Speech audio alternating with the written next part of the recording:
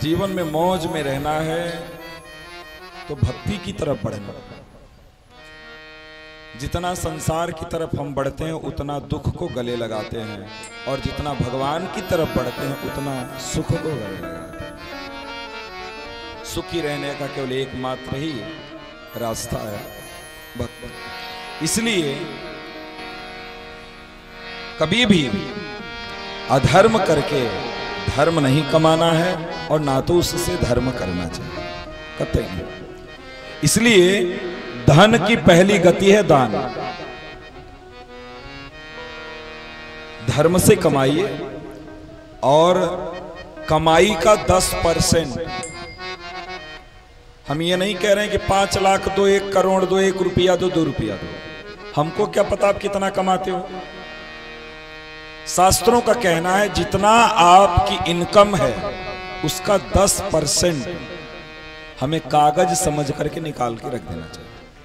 10% का दान। और नहीं, अगर 10% आप नहीं दान करते तो वो आपका कहीं ना कहीं 50% लेकर के घुस जाएगा अपने आप। उसको आप रोक नहीं सकते, इतनी किसी की सामर्थ्य नहीं है रोकने। बहुत जरूरी है दान। दान नहीं करते हैं तो कम से कम भोग ही कर लो। भोग ही बेचारा कितना करेगा, पैसा बहुत है लेकिन डॉक्टर साहब मना किए हैं कि दाल का जूस पी करके सोना है। लो कमाए लो।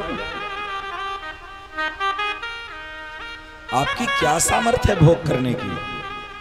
आपकी तो सामर्थ्य भी नहीं है भोग करने की। कोई सामर्थ्य नहीं भोग करने की। और आप जितना भोग करने के चक्कर में पड़ेंगे उतना ही रोग आपको घेरे चला जाएगा। कहीं थायराइड तो कहीं क्या क्या अब सब रोग निकल गया, नाम भी नहीं पता होता। शुगर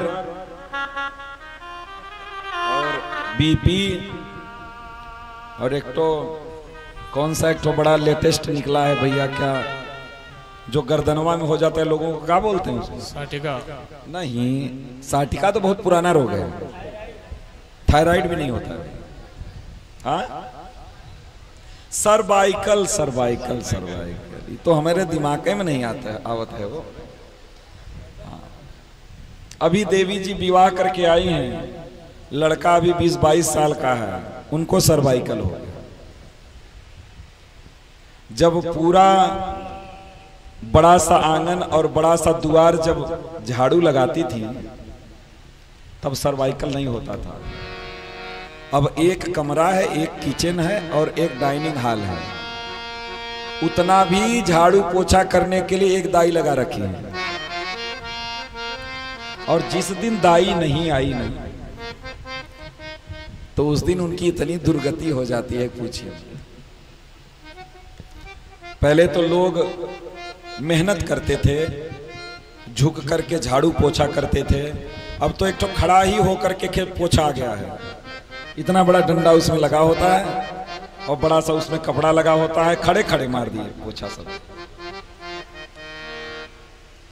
ये आप जानना जरूर, इस शरीर को जितना आप सुख दिए इसमें किसी का नुकसान नहीं है। ये आपको क्या मिला है? हीरा मिला है। हीरा सो जन्म गंवायो। ये शरीर आपको हीरा मिली है, और हीरे की क्वालिटी होती है उसको जितना घसा जाता है उसमें उतनी चमक आती है। ये ध्यान देना ये बात। जितना वो घिसा जाएगा उतना उसमें चमक आएगी।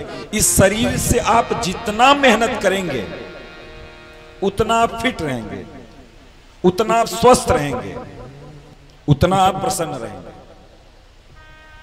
उतना प्रसन्न रहेंगे।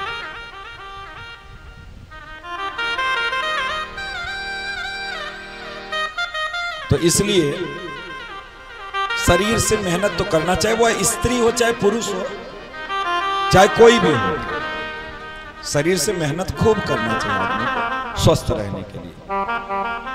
तो इसलिए ज्यादा भोग करने का प्रयास नहीं करना चाहिए, ज्यादा सुख भोगने का प्रयास नहीं करना चाहिए। तो हम भोग की चर्चा कर रहे थे कि अगर आप दान नहीं करते तो कम से कम भोग तो कर लीजिए, कम से कम अपने ऊपर तो खर्च कर लीजिए। लेकिन वो अपने ऊपर भी खर्च नहीं कर पाते हैं, नहीं कर पाते अपने ऊपर। और यदि आप दान नहीं किए और भोग नहीं किए तो तस्य तृतीया गतिर्भवत, उसकी तीसरी गति हो जाएगी, उसका नाश हो जाएगा, नाश हो जाएगा, बेकार हो जाएगा, उसका कोई मतलब नहीं। और आप तो 1-2 करोड़ के लिए परेशान हैं। धरती में न जाने कितना हीरा जवाहरात पड़ा है, धरती में न जाने कितना हीरा जवाहरात पड़ा है, और वहां पे इकट्ठे बैठे हैं।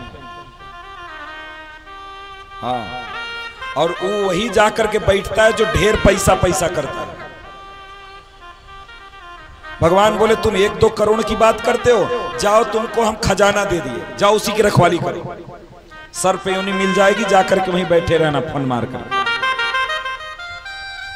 कहते तुम 1 BHK 2 BHK के लिए परेशान हो, न जाने कितनी पुरानी हवेलियां पड़ी हैं, प्रेत बन करके जाओ, रहो आराम से, कोई दिक्कत नहीं। जैसा आपका स्वभाव होगा ना वैसा आपको मिल जाएगा। इसलिए जीते जी धन का प्रयोग करिए। यदि आप कमा रहे हैं तो धन का प्रयोग करिए।